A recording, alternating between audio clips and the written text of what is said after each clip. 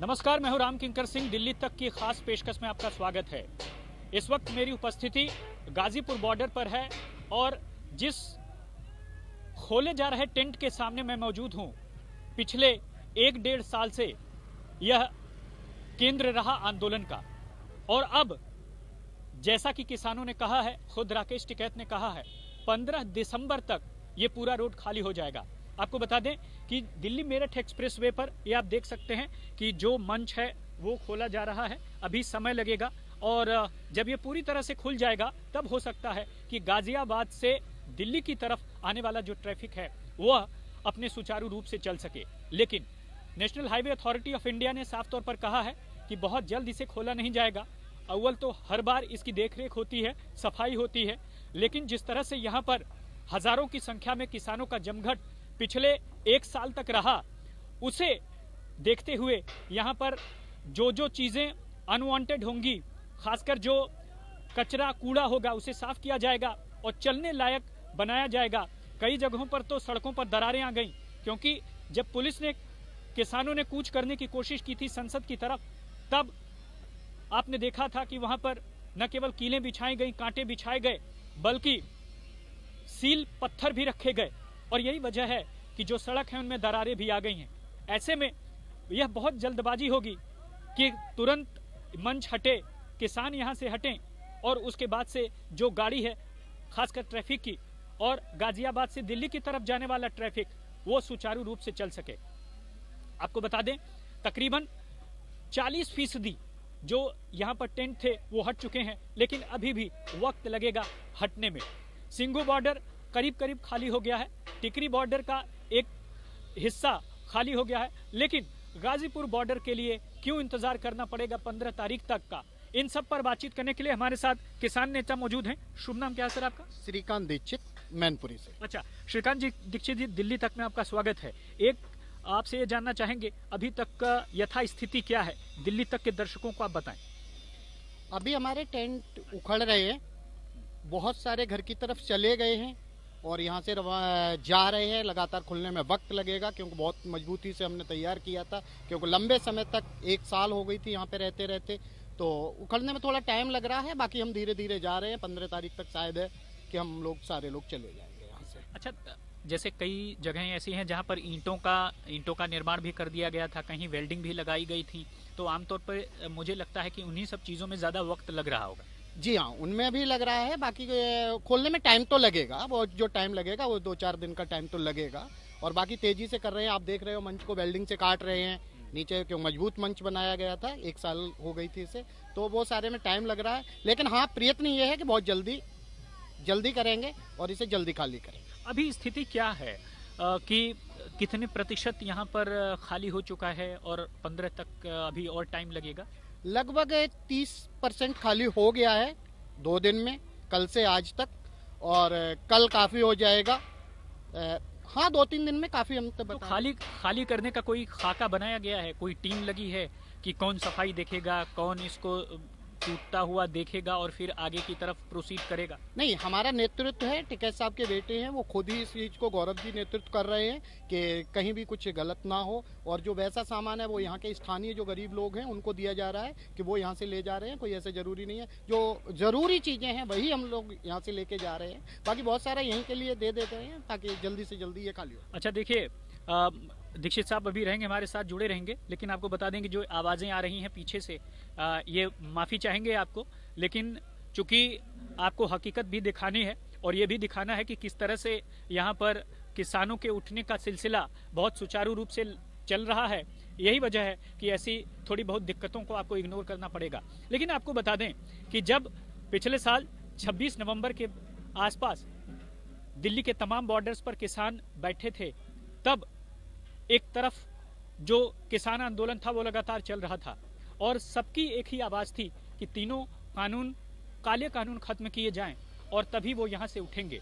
लेकिन जब जैसे जैसे आंदोलन आगे बढ़ा, 26 जनवरी की एक घटना हुई और उसके बाद लाल किले पर कुछ किसान ने वहां पर जाकर झंडे लहरा दिए, मुकदमेबाजी हुई, कई लोग उसमें गिरफ्तारी, उनके ऊपर मुकदमा दर्ज किया गया, गिरफ्तार भी हुए। लेकिन आपको बता दें कि ये सब मांगे सरकार ने मांग ली हैं और लिहाजा अब उन मुकदमों को एक एक करके धीरे धीरे खोला जाएगा, खत्म किया जाएगा। चूंकि मुकदमे स्टेट का मैटर होते हैं, लिहाजा केंद्र सरकार राज्य सरकारों को कहेगी कि वो इन मुकदमों को हटा ले। और अगली जो बैठक है वो जनवरी में होगी संयुक्त किसान मोर्चे की, और उसके बाद ही साफ हो पाएगा। गाजीपुर आंदोलन एक वक्त देखा गया था कि जब आंदोलन शुरू हुआ था तो सिंघू बॉर्डर एक ऐसा प्लेस था जो कि केंद्र में माना गया था, लेकिन जैसे ही 26 जनवरी की घटना हुई और तिरंगे की जगह धार्मिक झंडे लहराए गए, उसके बाद से जो सिनेरियो है पूरा आंदोलन चेंज हो गया। ऐसा लगा कि अब आंदोलन खत्म हो जाएगा, लेकिन शाम का वक्त था, चारों तरफ पुलिस लगी हुई थी, ऐसा लग रहा था कि अब पुलिस और प्रशासन मिलकर किसानों को यहाँ से उठाएंगे। लेकिन उसी वक्त राकेश टिकैत के आंसू छलके और उन छलके हुए आंसुओं ने पूरे आंदोलन की दिशा ही बदल दी। और आज आप देख रहे हैं कि इस पूरे नेतृत्व में, पूरे आंदोलन में राकेश टिकैत न केवल बतौर नेता बल्कि एक बड़े आंदोलनकारी के रूप में उभरे।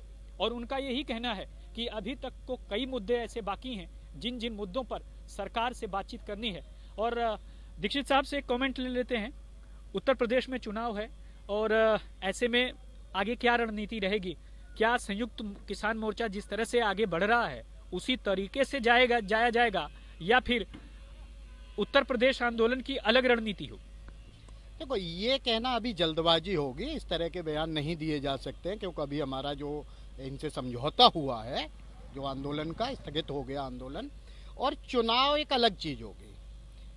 चुनाव की चीजें सरकार के मन में होंगी कि सरकार उस विषय पर सोच रही होगी, राजनीतिक दल उस विषय पर सोच रहे होंगे, क्योंकि हम लोग किसान आंदोलन से जुड़े हुए लोग हैं, तो हमारा अभी चुनाव से ऐसा कोई खास वो नहीं है। बाकी हाँ, जब आचार संहिता लगेगी और चुनाव का दौर चलेगा तो उसमें भी बढ़ चढ़ के हिस्सा लेंगे, कोई ऐसी बात नहीं है। तो राकेश टिकैत चुनाव लड़ेंगे? नहीं, ये हम नहीं कह सकते, ये उनका निजी मामला है, इसे मैं थोड़ा ही बता दूंगा कि टिकैत साहब मुस्कुराहट बता रही है कि कुछ न कुछ राज छिपा है। देखो, टिकैत जी बताएंगे तो ही कुछ ना कुछ तो रास्ता दिखाएंगे, क्योंकि हम लोग इतने दिन से जुड़े हैं, 1 साल से उनके साथ हैं, तो वो रास्ता तो बताएंगे कि आगे हमें करना क्या है, चुनाव में भी क्या करना है। और उन्होंने पहले भी कहा था कि हमने जो दवाई बना के रखी है तो वो अब हम लोगों को देंगे कि किसको देनी है, वो हम दे देंगे, तब बता देंगे आपको। अच्छा, बिल्कुल बताएंगे। तो कैसी दवाई है, किस मर्ज का इलाज किया जाएगा?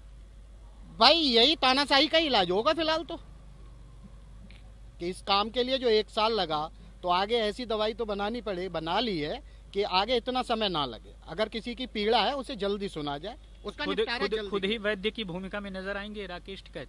आपने खुद देख लिया, कई भूमिका निभा ली, और देश ने नहीं दुनिया ने देख ली टिकैत चीज क्या है। देश नहीं दुनिया ने देख लिया।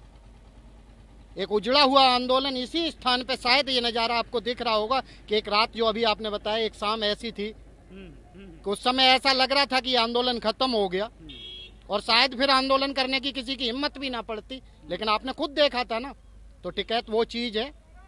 और आपको पता ही है कि टिकैत जो जाट हैं, उनका मरने के बाद भी, जाट को मरा तब समझिए जब 13वीं हो जाए, तब तक जाट को मरा नहीं। तो अभी चुनाव आए हैं, आने दो, चुनाव भी देखे जाएंगे टिकैत साहब जरूर। और ये देखिए, ये मंच ठहरा अब ये देखिए, ढहना शब्द तो खैर, अब वो मंच जो है फिलहाल नीचे की तरफ गिर रहा है और ढह रहा है।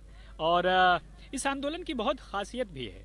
इस आंदोलन ने साफ तौर पर यह दिखाया कि किस तरह से समाज के अलग अलग वर्गों के लोग, अलग अलग जाति संप्रदाय के लोग एक छत के नीचे, एक मंच के नीचे बैठकर हजारों लाखों की संख्या में सिर्फ एक ही आवाज लगा रहे थे, वो ये कि तीनों कानूनों को खत्म किया जाए, तभी वो यहाँ से वापस होंगे। कई ऐसे पड़ाव आए जहाँ पर किसानों को, खासकर प्रदर्शनकारियों को, आंदोलनकारियों को यह भी सुनना पड़ा कि वह कुछ ऐसी एक्टिविटीज कर रहे हैं जो कि देश के खिलाफ है। लेकिन वक्त गुजरा और 380 दिन का ये आंदोलन मुझे लगता है कि इतिहास में सबसे बड़े आंदोलन के तौर पर जाना जाएगा।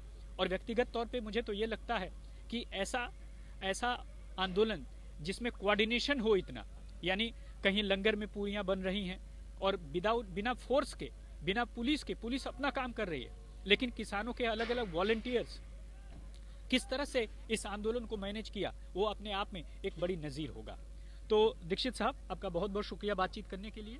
जी धन्यवाद भैया। तो ये थे दीक्षित साहब, जो कि यहाँ पर किसान नेता हैं और मैनपुरी से हैं। बाकायदा ये देख रेख भी कर रहे हैं कि किस तरह से यहाँ पर सुचारू रूप से जो है मंच को नीचे किया जाए और उसके बाद से यहाँ से हटाया जाए। तो दिल्ली तक की इस खास पेशकश में इतना ही। बने रहिएगा हमारे साथ, फिर हाजिर होंगे एक नई खबर के साथ।